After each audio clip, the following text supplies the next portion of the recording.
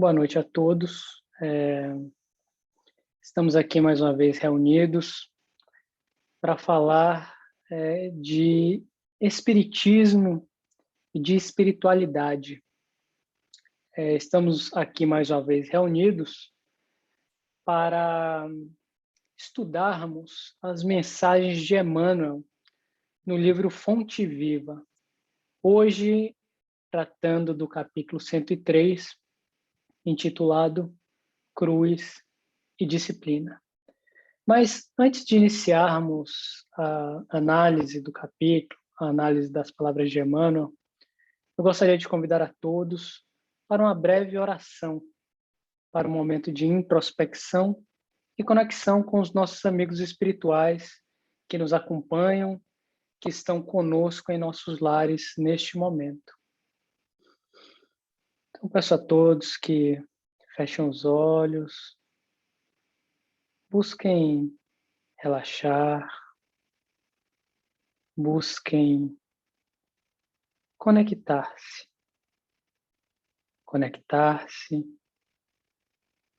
com os amigos espirituais que estão acompanhando cada um de nós nos nossos lares.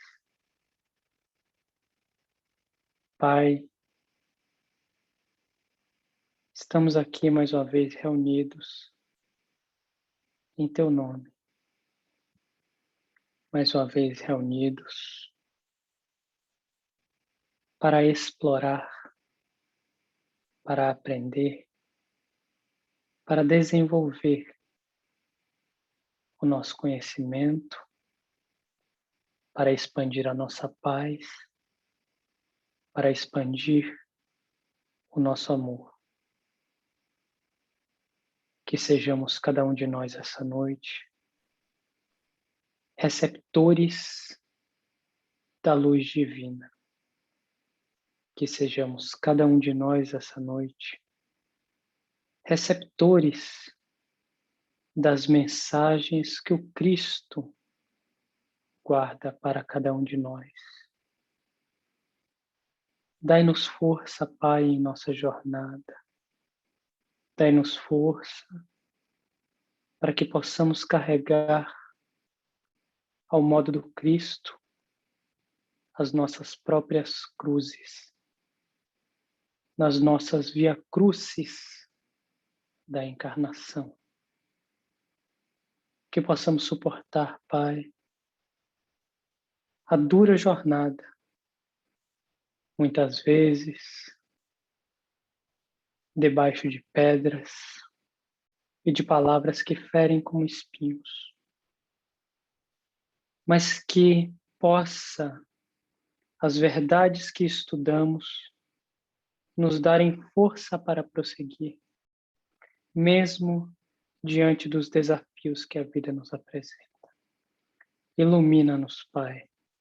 Ilumina nossa mente para que possamos ver mais claramente, para que possamos ver mais sabiamente.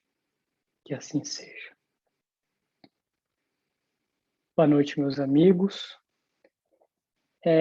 Então, como eu disse no início, estamos aqui para estudar o capítulo 103 do livro Fonte Viva, do autor espiritual Emmanuel, mas de psicografia do médium Francisco Cândido Xavier. O capítulo é intitulado Cruz e Disciplina. E neste capítulo, Emmanuel nos traz a seguinte mensagem: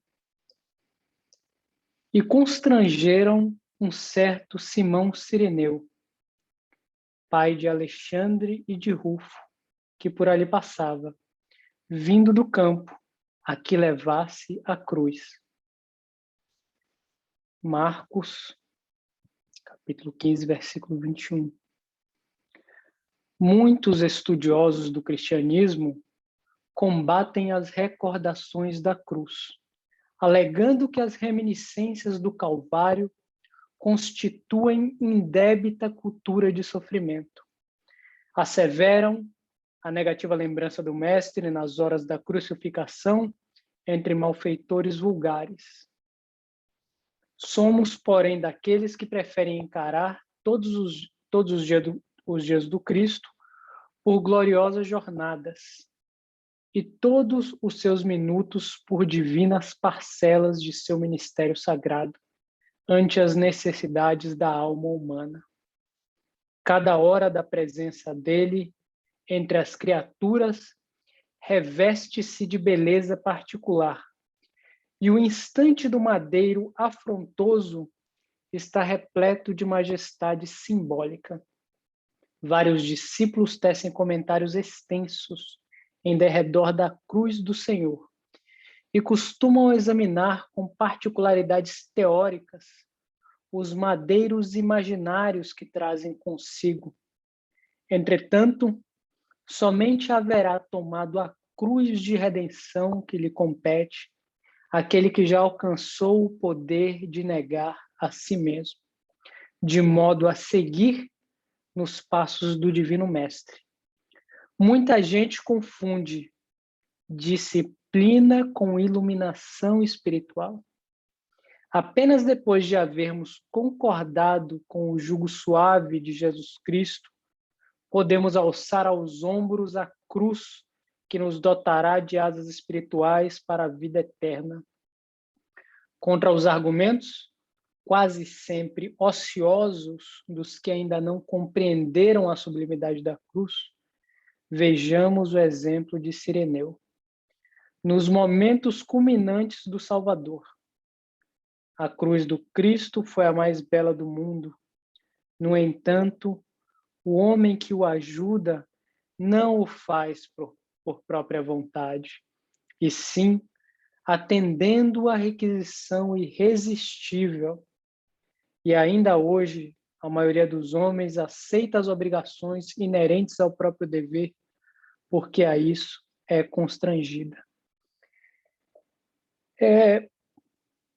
O texto trata do momento que podemos considerar o mais importante na vida, nos breves anos que o Cristo ensinou, o momento da crucificação. E por se tratar do momento da crucificação, eu optei por deixar esta palestra simples, por tratar apenas do texto de Emmanuel e dos eventos que sucedem e levam até a crucificação. A crucificação do Cristo é cercada de lições importantíssimas. Desde o momento em que o Cristo se prepara para a prisão no Getsemane com os seus discípulos, até o momento em que é preso, e então, percorrendo a Via Crucis, chega a Gólgota, onde é, enfim, crucificado entre dois ladrões. E mesmo neste último momento, neste momento derradeiro, neste momento de dor, o Cristo não deixa de ensinar. E eu queria falar um pouco da crucificação antes de tratarmos especificamente do texto de Emmanuel e das lições que a crucificação nos traz. Ainda antes da crucificação, quando o Cristo prevê os momentos de dificuldade que lhe sucederão e convida os discípulos à oração no jardim do Getsemane,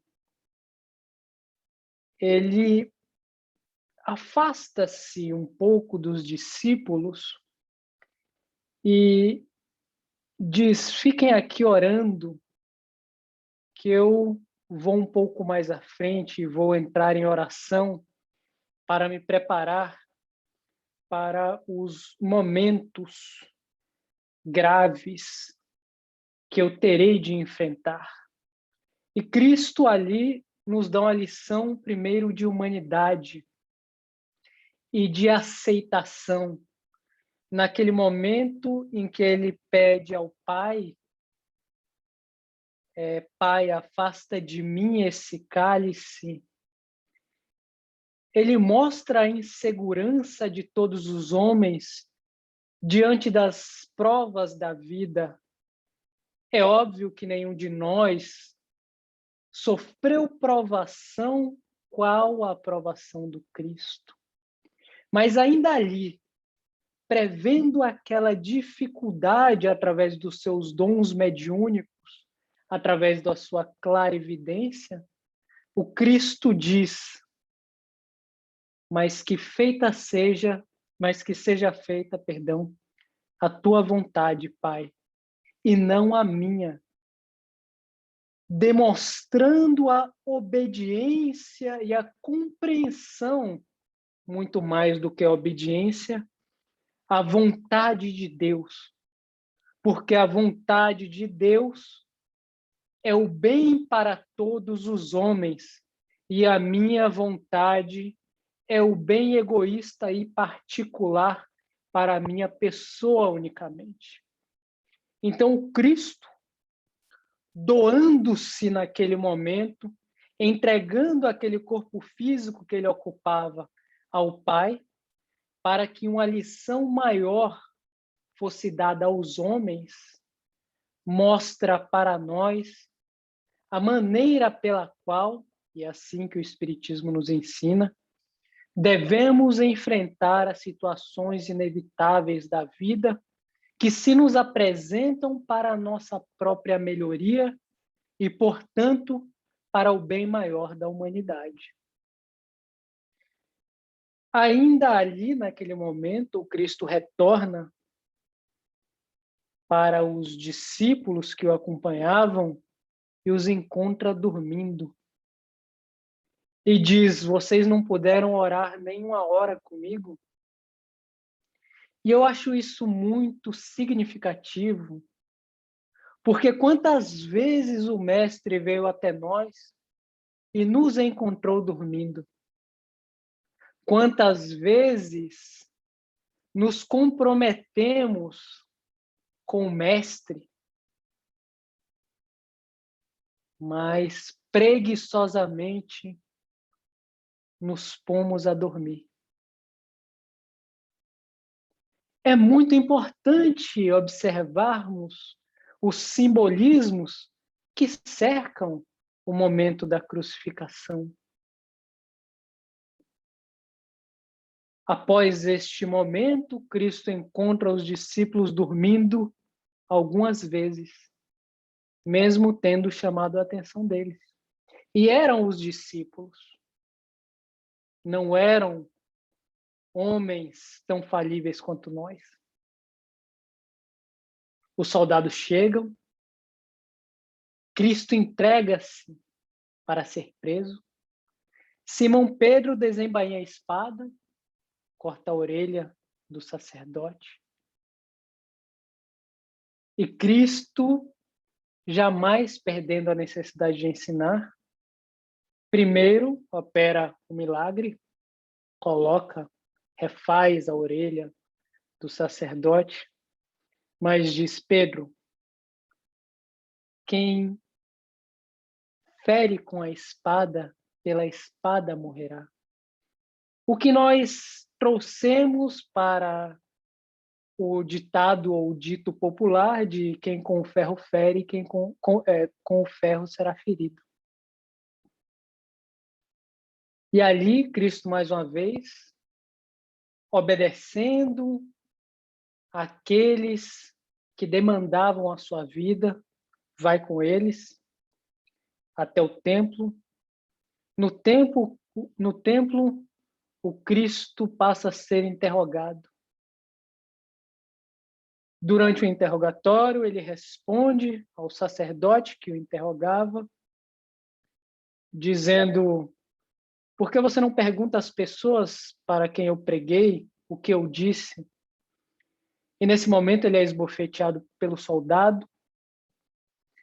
E o Cristo diz: se eu errei, se eu faltei com a verdade, dá prova do meu erro. Se não, por que me bates? Isso é muito importante. Cristo permitiu que o soldado soubesse que ele cometia uma injustiça. Permitiu que o guarda do templo fosse constrangido pela injustiça da qual ele era instrumento. Quantas vezes nos calamos diante das injustiças? Ninguém está dizendo que devemos reagir violentamente às injustiças, como foi o caso de Simão Pedro. Mas é importante que não nos calemos, que não sejamos coniventes com as injustiças de que somos alvo e de que outros também são alvo. Essa é mais uma lição que o Cristo nos dá. Posteriormente, obviamente, vamos aprender a lição do Pôncio Pilatos. Primeiro, a lição do povo. O povo, quando Cristo é levado a julgamento, os sacerdotes que o prenderam, não sabendo o que fazer com Cristo, Cristo é levado de um lugar para o outro e, enfim, levado ao Pôncio Pilatos. E era dia de Páscoa. No dia de Páscoa, o povo tinha direito a tirar da cadeia, a livrar da pena capital um dos presos. E o Cristo é apresentado, Pôncio Pilatos, vendo que aquele homem era inocente, leva-o para que, talvez, por sorte, ele tentando evitar o imbróglio político, tentou jogar na mão do povo uma responsabilidade que era dele. A responsabilidade de libertar o homem inocente que era julgado injustamente. Mas ele, não tendo coragem de se indispor com os poderosos judeus dos templos, com os poderosos sacerdotes, joga a responsabilidade para o povo, assim como muitos fazem até hoje. Assim como muitos têm jogado a responsabilidade que lhes cabe na mão de outros. E o povo, como era de se esperar, podendo libertar um homem, decide entre Cristo e Barrabás por libertar Barrabás. Barrabás, um agitador, um homem preso por assassinato. Daí, quando eu vejo isso, eu entendo porque os umbrais, porque as dimensões trevosas estão cheias. Porque entre Cristo e Barrabás, quantas vezes nós escolhemos libertar Barrabás? Entre a luz e as trevas, quantas vezes nós escolhemos as trevas? Entre o bem e o mal, quantas vezes nós escolhemos o mal? Cristo é condenado. Pôncio Pilatos, sentindo-se mal, mas não tendo coragem de se indispor, lava as mãos. E o Cristo é condenado a um castigo que era empregado a assassinos, a ladrões, que era o castigo da crucificação. Um castigo tão horrível que não era permitido que um cidadão romano sofresse aquele tipo de castigo. Mas é esse o castigo que impõe ao Cristo. E ele segue pelas ruas da cidade, E é nesse momento, ou é para este momento, que Emmanuel nos chama a atenção. Cristo segue pelas ruas da cidade com a coroa de espinhos.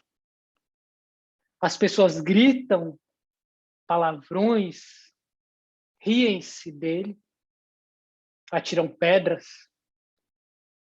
Ele cai por 3 vezes. O peso da cruz, devemos imaginar, uma cruz feita de madeira maciça, era horrível. Para um homem que já havia sido torturado, açoitado. Para um homem que, segundo o próprio Emmanuel, em um de seus livros, havia abeirado a morte física através das torturas que havia sofrido. Mas este homem é convidado a carregar a cruz no meio do povo que o humilha. Sem saber quem era aquele ser, o ser que animava aquele corpo, o ser que fazia com que aquele corpo se movesse entre homens, sem compreender, porque na nossa cegueira não podemos ver o Cristo. Na nossa cegueira, vemos apenas um homem. E é aqui que Emmanuel nos chama a atenção para o momento em que Simão Cireneu é empurrado pelos soldados e constrangido a carregar a cruz. Uma requisição irresistível. Ninguém ajudou Cristo de boa vontade. Todos olhavam aquele homem em sofrimento, provavelmente com chagas abertas devido aos açoites. Ninguém o ajudou de boa vontade. Simão Cireneu o ajuda, pois é constrangido a ajudá-lo. E quantos de nós trabalhamos em auxílio ao Cristo porque, pelos sofrimentos que a vida nos impõe, somos constrangidos a isso? Quais de nós ajudam de boa vontade? Quais de nós fazem de boa vontade? Muitos ainda tentam barganhar. Barganhar com Deus. Olha, Deus, eu vou rezar aqui 10 Pai Nosso, 15 Ave Marias, mas o Senhor me ajuda. Olha, Deus, eu vou fazer isso aqui, ó, eu vou ajudar aquela pessoa ali, mas o Senhor me ajuda. Quem é bom pelo bem? E é a isso que o Espiritismo nos convida quando nos chama a reforma íntima. A praticar o bem pelo bem. A ser bom porque compreendemos a necessidade de ser bom. E não por barganha. E não porque necessitamos de situações que nos constranjam. Mas o Cristo carrega sua cruz. Vai até o Gólgota. É crucificado. E ainda ali,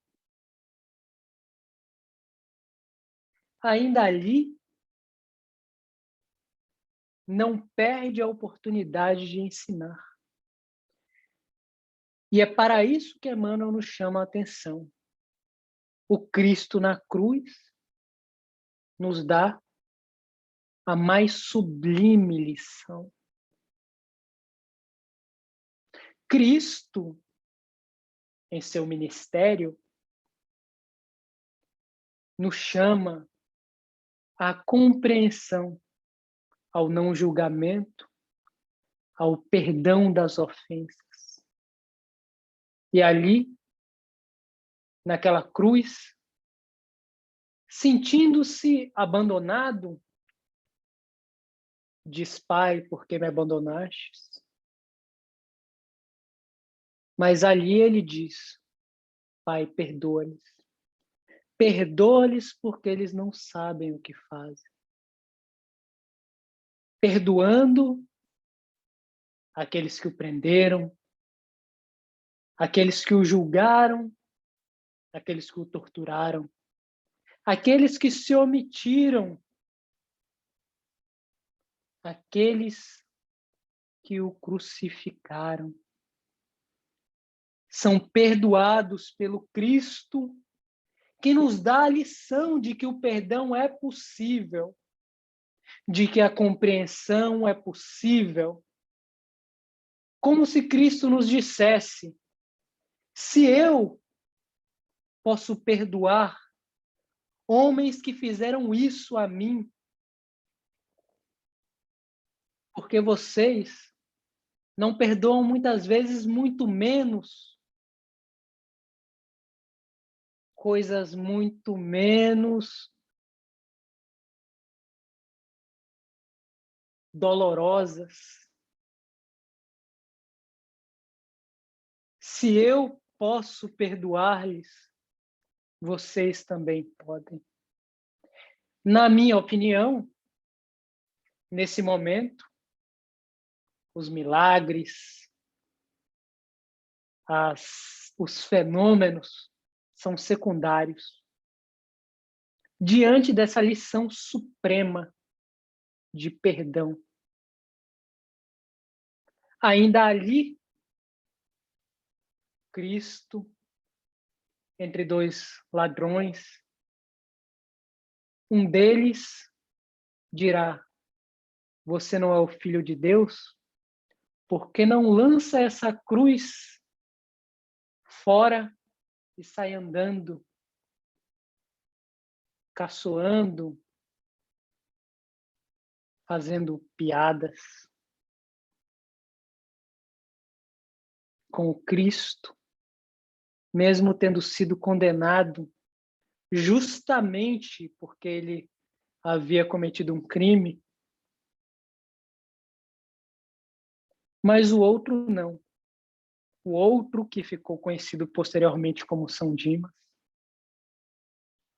diz: cala-te, para de perturbar este homem, porque nós estamos aqui porque erramos, mas ele é inocente.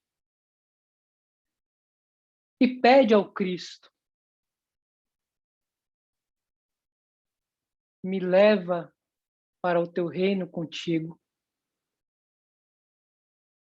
Se és o Filho de Deus, permite que eu entre neste paraíso de que falas. E o Cristo diz: em verdade vos digo, ainda hoje nos encontraremos no paraíso de meu Pai.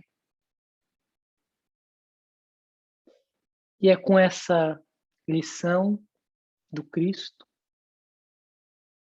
com essa lição que nos permite ver que as portas do divino abrem-se a todos, desde que tenhamos alguma boa vontade, que eu peço a vocês para entrarem mais uma vez em concentração, para respirarem calmamente.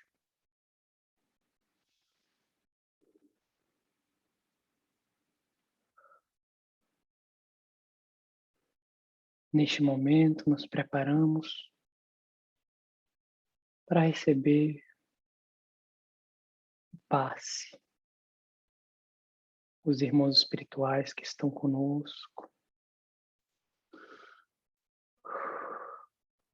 vão lançando energias calmantes em cada um de nós. Mãos invisíveis posicionam-se sobre nossas cabeças. Uma luz brilha no topo da nossa cabeça. As mãos vão descendo, percorrendo nosso corpo.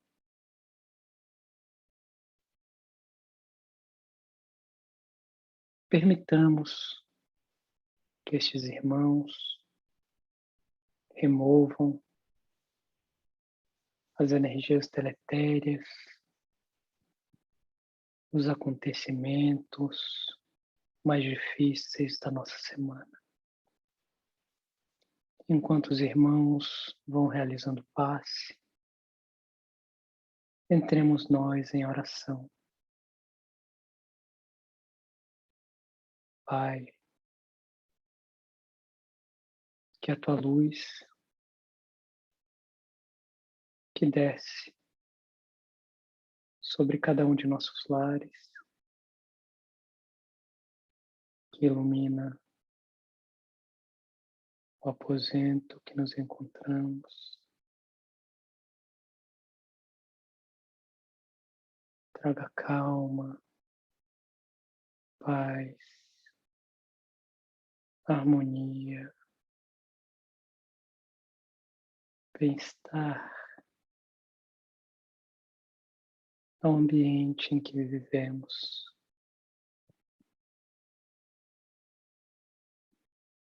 Que estas energias estendam-se por toda a nossa casa, iluminando aqueles que compartilham da casa conosco.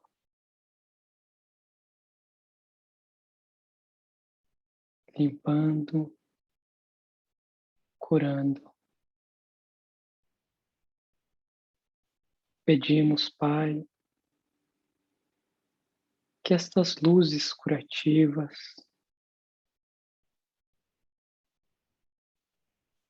viajem. Eles estão pedindo para vocês pensarem nas pessoas que vocês querem enviar essa luz. Que essa luz viaje para as pessoas que vierem à nossa mente neste momento.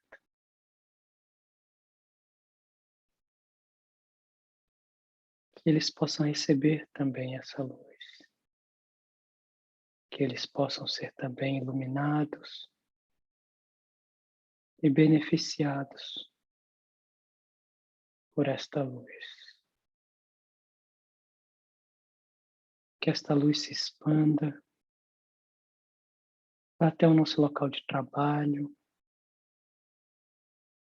iluminando os nossos colegas de trabalho, nossos chefes, as pessoas que dividem o local de trabalho conosco.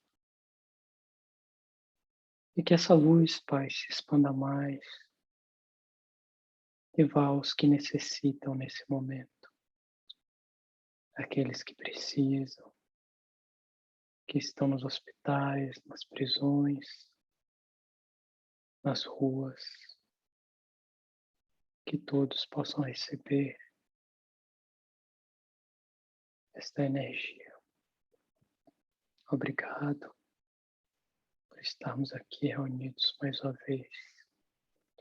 Obrigado, irmãos espirituais, por nos acompanharem nessa atividade, por limparem nossas casas e os nossos corpos e espíritos. Assim seja.